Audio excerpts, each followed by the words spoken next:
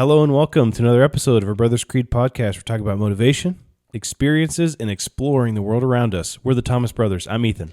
And I'm Jared. And today we're talking about interesting technologies that have been lost to time, and we've each got two that we're going to share of interesting things that maybe technologies that are awesome but are no longer used for some reason. And so we're going to share these stories and think about what the world would be like if we had these technologies. Yeah, some forgotten tech. That's right. You know, whether it was forgot how to do it, or if it's not really applicable anymore to how we live. So It's gonna be a good one. Let's get into it. Let's do it. Spartans! What is your profession? Any man who must say, I am the king, is no true king. What I do have are a very particular set of skills. Skills that make me a nightmare. If I can change, then you can change. Everybody can change! Let us all unite! Let us fight for a new world! A decent world!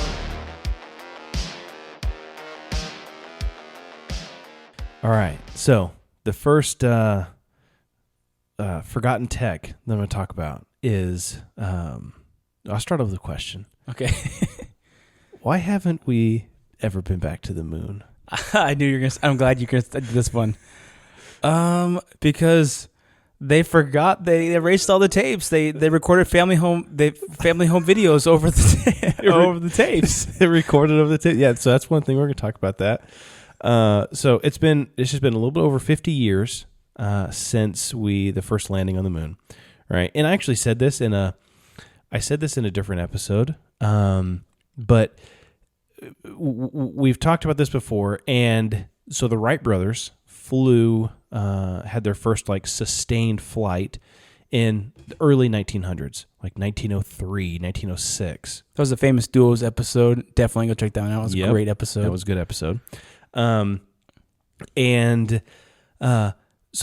they barely learned how to fly, sustained flight for maybe a couple hundred yards in 1903 or let's say 1906, right? So we landed on the moon in 1969. So in 63 years, we went from flying a prop airplane barely 100 yards to landing on the moon in 60 years, in one lifetime. Yeah, it's crazy. That's crazy. I mean, someone could have been 10 years old whenever the Wright brothers, they saw the Wright brothers flew, in the newspaper. And then they could have been 7 years old whenever they watched the lunar landing.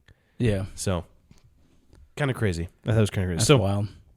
The question is, there's a couple different theories of why we haven't gone back to the moon. And the more political answers are, astronauts have said that the reason why they haven't gone back to the moon is because of, political turmoil and nobody can, nobody wants to spend the money and Congress is, not whatever. And so it's just, they kind of blame it on the political atmosphere, right? Let's set aside the whole fact that the moon landing could have been a hoax all along. Yeah. So supposedly, when Trump was in office, he said in 2024 we'll have a man on the moon. Right? Oh, really? I didn't hear. So that's Space Force. Yeah, that's what he had said. But I don't know. I mean, that might be going backwards right now. I don't know. They were going to release a bunch of stuff. That was before COVID. Yeah, they were going to release a bunch of stuff on UFOs too, but somebody blocked that. I won't mention who. They did release something, but they said, "Oh, well, we don't know what it is. There's nothing out there. We have no idea what it is. There's something, but we don't know what it is." So, what we didn't know is there is actually some lost footage, like you had said. There's some lost footage from that fateful day on July 20th, 1969. So, and this is actually a report that was put out by NASA itself. I went through the whole report. It's like a 15-page report that explains what happened to these recordings, these tapes. And basically what it was whenever the Eagle lander landed on the moon, and it had a a small camera that was attached to the inside of the door, that whenever the guys went out, like Neil Armstrong, and then whenever they went out of the thing, they turned on this camera, and that is the view that we have seen a million times on TV, right? Of the one small step for man and, all that different kind of stuff. So the camera was recording that moment. Whenever they stepped out, they turned the camera on, and it was transmitting that raw footage back to Earth. There was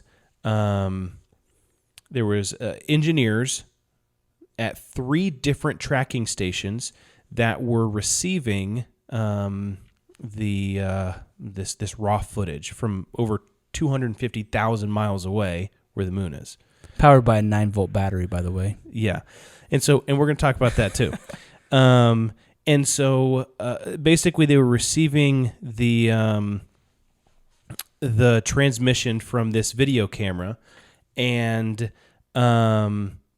it was called the Telemetry Tapes. And the quality of these tapes, the recording that they got, was, they said that it was not the blurry ghost-like image that the public saw on TV. The images that they saw, and that they created this recording from, this telemetry tapes, they were like crystal clear, perfect view video of the landing and everything that happened, right? And so the reason why it was all pixelated and ghosty and everything else is because it had to be compressed for them to be able to run it live on TV. And so they were recording the actual video to these telemetry tapes. And what happened was, it says, although the NASA engineers knew that the scan converter would degrade the original picture quality, they decided that so that conversion to the TV quality, they knew it was going to be bad, but they thought that, hey, it was a necessary trade-off. We were going to have bad quality online. They're on the freaking moon. What are people sitting in their homes going to know the difference? If it was too clear, people would be like, oh, this is fake. Yeah. They're sitting in this is Californication. They're like making moon landings in the basement. Yeah, right? Exactly. In a Hollywood basement. So NASA wanted to shoot it live. Basically, they wanted to show the people live. No one at the tracking stations considered these differences of quality to really be that big a deal, because the people that were watching it on the monitors at these tracking stations, they weren't watching it on TV, and so they didn't really realize that it was like that bad of a quality difference, and audio difference and all that other kind of stuff. So after the landing happened, after they got the footage, the engineers, they took the telemetry tapes, they boxed them up. It was this 1-inch reel of telemetry tapes. They boxed them up and put them in 14-inch canister reels, and they really served no purpose other than to be like a backup to the video that had been compressed. But nobody knew that it was that big of a difference, the quality. So what they ended up doing is they ended up packaging them up, and they shipped them to the Goddard Space Flight Center. From there, the tapes were then sent to Washington National Records Center. They never got there. The engineers never saw those backup tapes ever again. And so where are we at present day? So NASA actually hired, in present day, this is like a couple years ago, they hired an entire team of U.S. and Australian, which is where the tapes were originally recorded in Australia. They hired a whole team of U.S. and Australia Apollo enthusiasts, as well as former NASA contractors and current agency employees, to find these 1-inch telemetry tapes.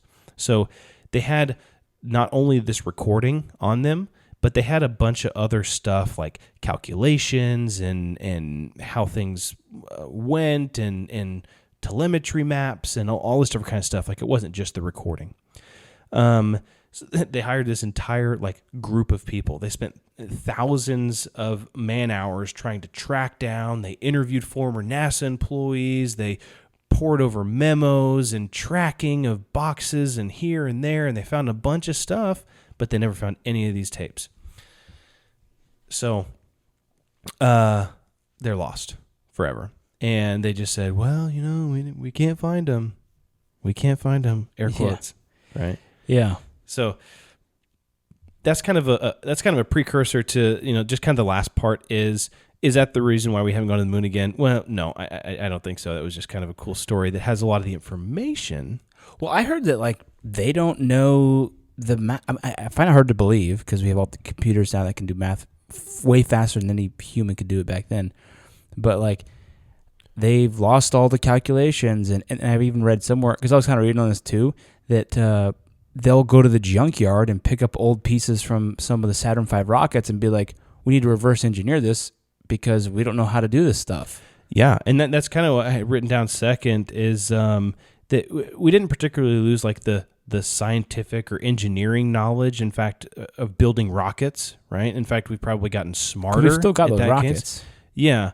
Well, you know, a portion of it or whatever we do, but we've simply lost the ability to like manufacture those because, like you said, you know, it's power with the 9-volt battery. And another thing is that it was a lot of the pieces were handmade.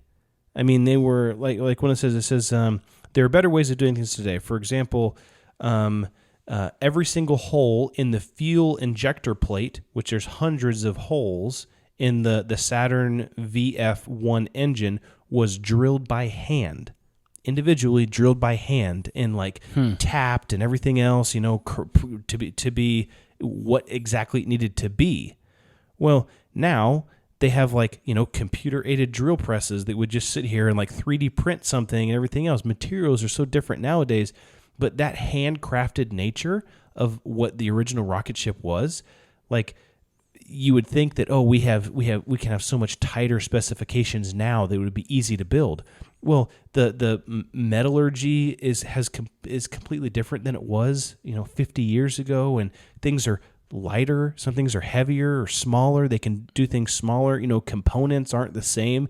The computer components that were on the ship. Yep. Now you could probably fit it into a handheld device. You've seen so one of the things I was listening to about the Saturn, the early Saturn rocket launches, was like these guys were strapped in there, and when they were like launching up, like they were so violently shaking, like they couldn't even control their arms, and like the entire panel was just like shaking incredibly violently. So you look at that versus like when that Tesla thing launched off, and they have SpaceX, they just have like one big touchscreen thing, and they're just like sitting and the guys there, are just sitting there, you know, and it's like all fine. I'm like, wow, what a difference, you know? Yeah, and so it's just it's crazy. Could we do it? Yes. You know, could we rebuild the pyramids today exactly how they are?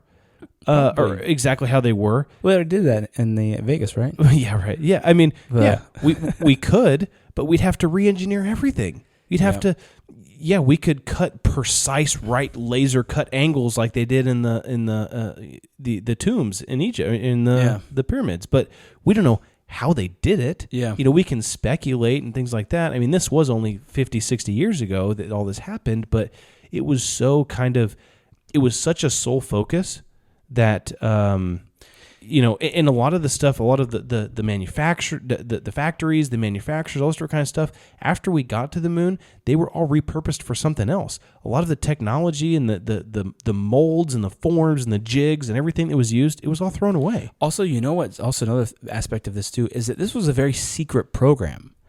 People didn't want to talk about this thing. And so they kept it very quiet because we were in a race with the Russians.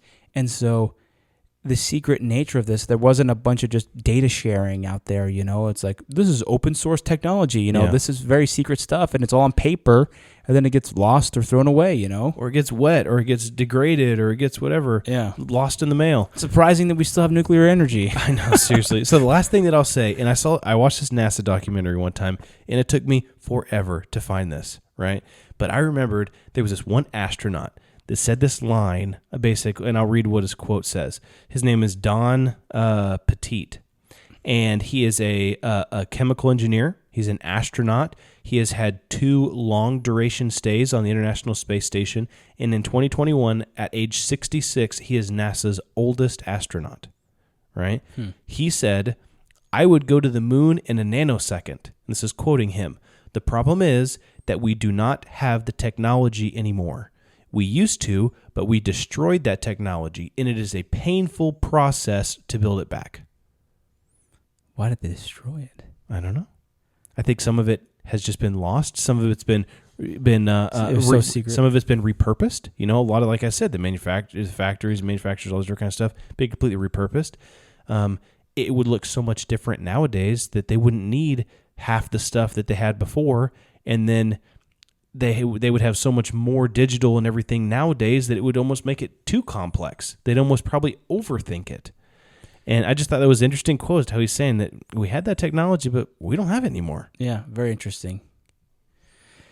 Yeah, that's wild, man. Well, I have kind of another. One of the technologies that I have. I'll share this one first because it's kind of along the same vein as air travel. So this is supersonic flights of commercial airlines. Yeah. So in the 1970s, actually, it started earlier. After World War World War II in the 1950s, the British and the French were like, all of our aviation planes and stuff are all cargo ships and stuff like that, and they couldn't compete with the American Pan Am and stuff like that, the commercial flights that they had. So they were like, well, what are we going to do? We need to compete in this industry, so maybe let's do a supersonic, or even faster commercial airline. And that way, all the Americans would want to buy up these planes. And so they started testing these planes in the early 1960s, and in the 70s, early 70s, these things came out. What they wanted to do is they created a plane called the Concord. And this thing basically cut travel times, if not in half, but better. So just to give you an example of how fast this thing went. So this thing was built specifically for aerodynamics and to go Mach 2.4. So 1,495 miles per hour. Wow. Compared to the regular commercial flights, 485 miles per hour. That's like 3 times faster. Yeah, so in some cases, like significantly faster. So just to give you some comparison, a flight from Tokyo to San Francisco would generally take you about 15 hours. With the Concorde, took 6 hours. Los Angeles to Australia, typically 11 hours, 7 hours with a Concorde. And then one of the most famous ones is the London to New York, typically about 8 hours. The fastest flight ever from London to New York was from the Concorde, and it was 2 hours and 52 minutes. Oh, geez. They hit that wind stream. Oh, yes. Hit something. That tailwind. The jet stream would be coming the other way, but yeah, they hit something. They were just going like a bullet. So do they like fly really high or fly really? Well, they fly. I don't know exactly the altitude at which they fly. I think just standard altitude. But it's just like a super pressurized. But they go super fast. They literally the speed of a bullet, Mach 2.04. And so these things were kind of, you can recognize them with the bent nose. A lot of them had that bent nose that was very characteristic. And the reason why that is because when they took off, they almost took off, like they didn't take off on a long runway where they just go and then they just barely glide off. I mean, they took off almost vertically. And so when you're landing, they had to have that bent nose, or else the pilots wouldn't be able to see. So that nose kind of bent down. That was one of the key characteristics of the Concorde. I wonder if they had like traditional seat belts, or if they had like 5-point harnesses or something. I wonder if you could feel like you were going. I'm sure you could feel the G's forces. I'm sure you could. They said that inside it was not built for comfort. Inside it was kind of uncomfortable, and also it was kind of loud inside too. It was like the afterburners. I mean, they had afterburners. I mean, really, this is like a rocket almost, and it's like they were just so loud, and it would shake, and even inside the cabin, it was pretty loud. And so that there's a lot of reasons why this whole thing failed. So it started in the 70s. They've spent $2.3 billion developing this entire project. So a couple of reasons why it failed. Well, first of all, there's the whole issue of the sonic boom. Sonic booms can be very loud, and let me actually think. Typically, they're about 105 decibels, a sonic boom is. And so there's laws where you can't do a sonic boom over land. It has to be over water. So that kind of complicates travel. And there's a bunch of people that were protesting it. They would show up with signs saying, ban the boom, They didn't want to... Protect the seagulls. The noise pollution. And also, the planes burned 100 tons of fuel in from London to New York trip, and it was thought that this was going to damage the ozone layer. I mean, there's just a lot of pushback on the fuel efficiency of that. Side note on this: so when I lived in California, we lived in Orange County area, and the airport that we flew in and out of was the Santa Ana Airport, John Wayne Airport is what it was called, because he lived and died in that area, and side story about John Wayne, but I'll tell that at another time. But the airport was right in the middle of the city, and it was right in the middle of a residential area. It was you're driving, there's a Walmart, and then there's grocery store, airport. Yeah. And so they didn't have any planes that left after 9:30. And so all flights are before 9:30. And whenever you took off, they would always announce, they would say, hey, because of the noise ordinance, where takeoff's going to be a little steeper than normal. And they would have to take off a lot more aggressively so that they could climb quicker, so that they wouldn't bother the buzz homes, the entire neighborhood, buzz the whole neighborhood and everything else. So it'd just be it just felt like it was kind of cool, right? It felt like a more they were going straight up versus not straight up, but a lot steeper of a climb versus just the normal increase. Yeah, that's interesting. Which is kind of cool. So, I mean, these people who were on the Concord, mostly it was business class people because they could afford it. These tickets were expensive. I mean, it was about, let's see, I had the price in here somewhere. I think it was about $1,500 for a round trip. I mean, round trips were more than $5,000 in 1980. About $12,000 more than a regular flight. So very expensive. That's a lot. Yeah. Yeah, and mostly business class people. But even then, it wasn't a relaxing thing where you could just plug in your iPhone in 1980 and just chill and play Candy Crush. You were freaking on a rocket ship, man. You're you're shaking all the time. They didn't have noise canceling Bose headphones. Yeah, exactly. So it was a little wild. So the thing is that I told you the Brits and the French built these things, and they're like, hey, American Airlines, they came to the American airline industry and said, hey, you guys interested in buying any of these? And they're like, nah, it's kind of cost prohibitive. It doesn't really seem like it'll work out. So France bought 7, and the Brits bought 7. And so they bought 7 each. And the Concord kind of was cash flow negative for a while. Eventually, it became cash flow positive. But in the year 2000, there was a very high-profile plane crash where 113 people died. It was a big deal. On one of these Concord planes. On one of these Concord planes. And so they downed all the Concord planes, and they did an investigation, and they found out there was a loose piece of metal that flew into the turbine and blew up the whole thing. And so they did continue. They did go up after that, but 9/11 happened in 2001, and that just absolutely destroyed the airline industry. And with the issues that they already had, basically they couldn't survive. So in 2003, the Concord was officially retired.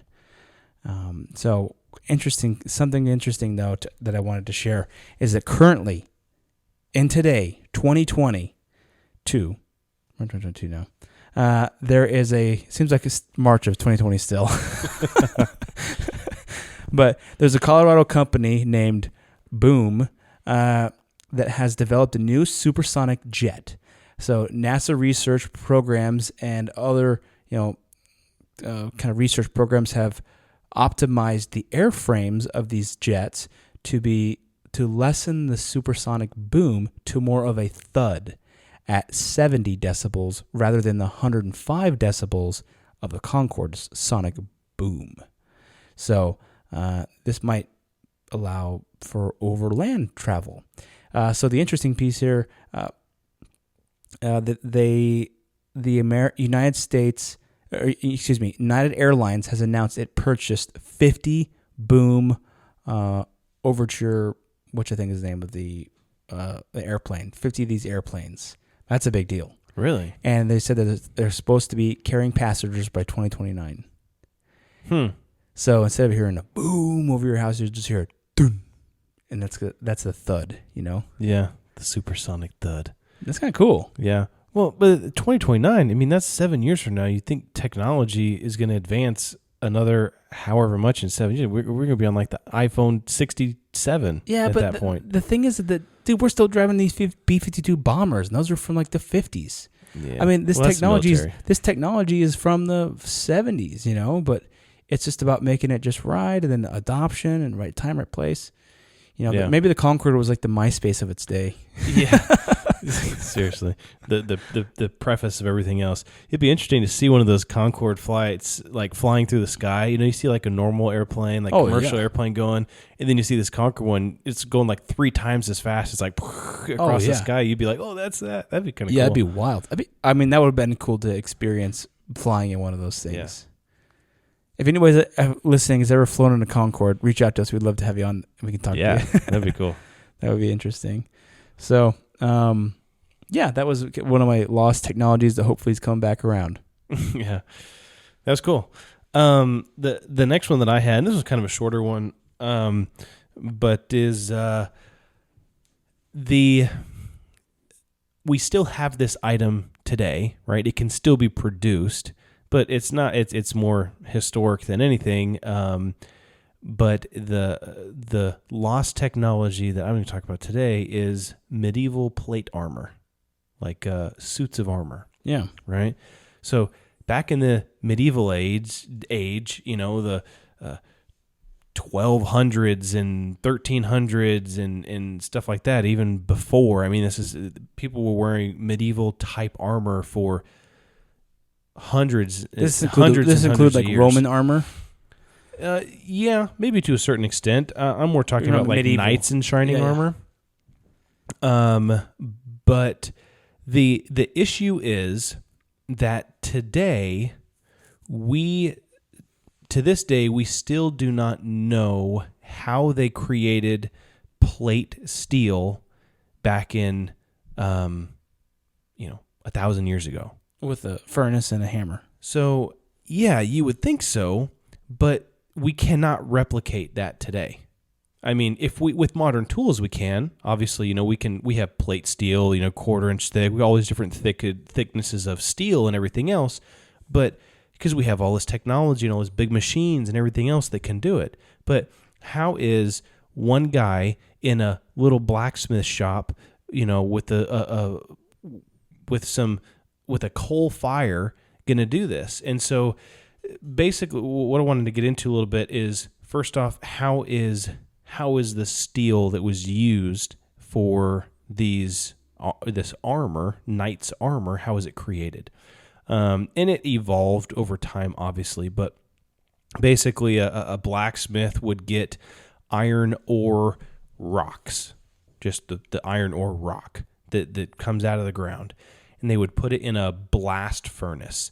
And that blast furnace would liquefy all of the impurities. It would get so hot in there. It would liquefy all the impurities, and they would kind of melt away, and then they would pull out what's called this bloom of iron that has all of this like rock and all this other kind of stuff in it. And so they'd have to beat this bloom of iron and chip off all of these impurities and everything else. They're just trying to get the raw wrought iron.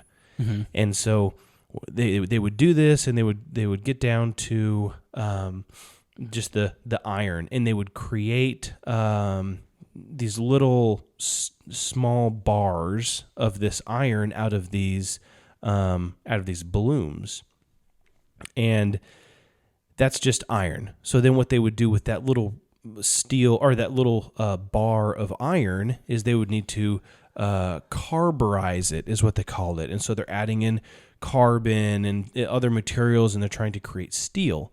But the thing is that they're doing this all in like small quantities. And so to create like a whole chest plate, you have to have a lot of metal. And they're not just like, this isn't something where you can just, they're not like, pinning the metal together or gluing the metal together. I mean, and they're not melting it down to where it's molten. They're not molten steel and then pouring it into some kind of mold or anything like that. They had to like pound all this stuff out, which... How did their armor not look absolutely atrocious? Yeah. How the heck did it not look? And, but then we look back at it, it's all like perfectly shiny and everything else. And then even to the point of, it was such an art that armor, to make it lighter, it was thicker in the middle of, over your vital organs. So it was thicker when you got close to the middle.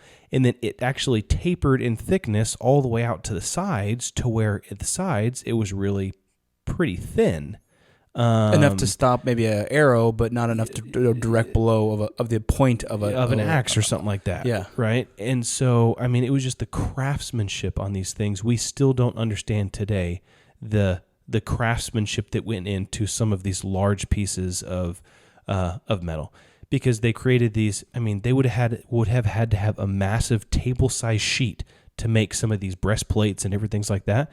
How did they do that? It's interesting. Yeah, and so it was just... And some of them are very ornate. They have some leftovers from like the, France and England. They leftover armors, and they're very and there's ornate. no seams. And if you get into blacksmithing and stuff, you have like forge welding, and you have all these different types of strategies for bringing stuff together. But all that technology is potentially newer technology that didn't exist back then, or the metal that we are dealing with today is so much more pure anyway than the metal that they were dealing with, basically pounding metal out of rocks, which is what we do today, but we have such more of a refined process that we can get whatever we want. So crazy. That's kind of like the lost tech is the skill craft, because we don't need to make armor like that. And blacksmiths are, what do you need blacksmiths for nowadays except for like, I don't know, competition shows on Discovery Channel. Yeah, or when you go to Colonial Williamsburg and you go like, or whatever else, maybe horseshoes and different things. I think it's an awesome skill and industry, but it's just kind of dying out because it's not as needed. Mm-hmm. Also, Damascus Steel is another one. Yeah. Where they don't know how Damascus Steel was created, the formation of that. There's something that exists today called Damascus Steel, but it's not real Damascus Steel. Damascus Steel was almost like Valyrian steel or something like that. It was just so rare, and they don't know how they got made it so strong. Kind of like the lost arts of like, samurai sword making and stuff like that. Yeah, stuff that just isn't necessary anymore because it's not useful anymore. Mm-hmm. It's more of just like culture. Yeah. And so it's just kind of lost. There's one guy in Japan that does, he's a ninja, right? And he practices this ninjutsu and all that sort of kind of stuff. Well, he's like, there's one guy and he has like 2 students, and that's like the last known ninja that ever exists, right? In that culture and stuff like that. Samurai's a little bit different, but yeah, it's just stuff just kind of over the years just bleeds out. Aren't ninjas from China? Samurais are from maybe, I don't know, Japan. We did the episode on Ancient Warriors. Yeah, I know samurais are from Japan. I don't know if maybe ninjas are China. Yeah, but anyway, so yeah, that also another one I found was the Stradivarius violin. Mm-hmm. The way that the sound works, people have not been able to replicate that. I probably don't have an ear that's to be able to tell the difference, but I think only a few people probably do in this world. But anyway, one of the technologies I had something similar. Well, few thousand years earlier was Greek fire. You probably heard of this. Yeah. So this is one of the most famous lost technologies, which would basically, it was like... Isn't that what Tyrion Lannister... Oh, was that oil he just put in the... Yeah, that was like... Yeah. It was just oil. This was a little bit different. It was kind of like napalm. They used it in a couple different manners. They had grenades. They would basically make like Molotov cocktails. They would pour it into these glass jars, and they would just chuck them with... And inside the glass jars, they would have like nails and like spikes and stuff. Was it a powder or a liquid? It was a liquid. They also had... They made these big bronze tubes or siphons on their boats that would be able to blow out this thing almost like a flamethrower. And they even had like a mobile version where you could walk with it on your back and you could kind of use it as a flamethrower. But the thing is that with that kind of a thing, it doesn't have as good of distance. You know what I mean? But apparently this was most famously used in 2 battles to defend against the Arab invaders into Constantinople during the 11th century.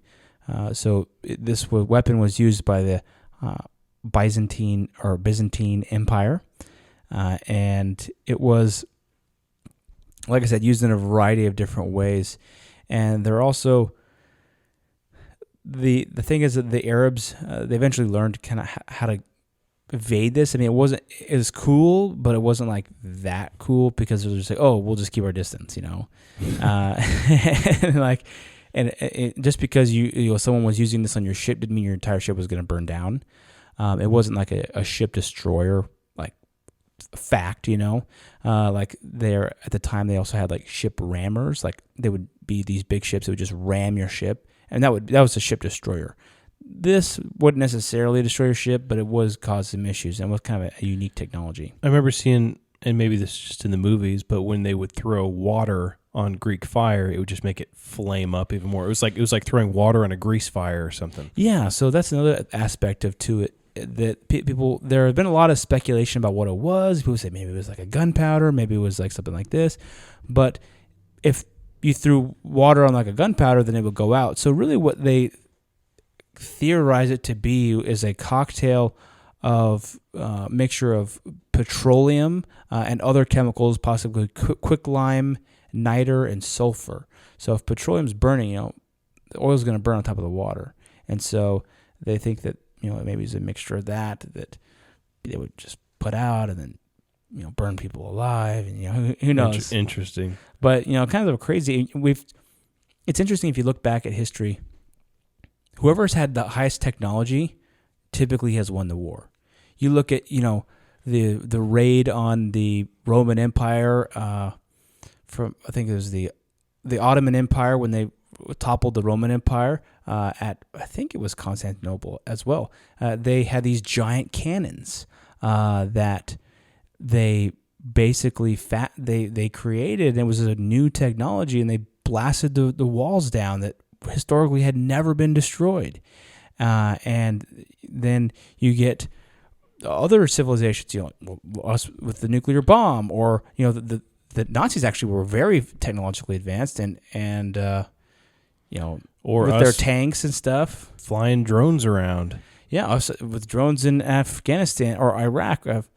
Although we did lose that war. But you think about this war with this this type of a thing, or I think we talked once about there was I think I talked once weird technologies, weird military weapons where there's like these big levers that would just like smash the ships that were on the walls of the castles and stuff. And so it's interesting when you go back and you look at all the technology. I mean, the Civil War, the Gatling gun and the different rifles and the rifles that won the West, and all this kind of stuff. Or the Zulu warriors, that fighting with cowhides and spears and stuff against the soldiers, the British soldiers. Anyway, kind of a cool thing. And so technologies are always interesting, and this was one that was lost to the history books. Yeah, sometimes they just kind of phase out, and I think sometimes they'll come back, right? The supersonic jets, right? That is making a comeback. Eventually, I think. Even right now, just space travel in general, and with the whole SpaceX thing, and Jeff Bezos creating his company, and It's just kind of the next frontier, really. The final frontier, I believe. Well, maybe. I mean, what's on the other side of the space? I don't know. Yeah, well, it just goes and goes. Yeah. Well, so anyway, these have been interesting, and there's so much out there. So the lesson here is write in your journal. Be specific, right? Take good notes. Pass them down to your kids, and pass on that knowledge, because if you don't record it, it's going to get lost. Yeah, for sure. That's a great takeaway from this. So yeah. All right. Well, let's use that takeaway. Let's build our creed together. Let's do it. All right.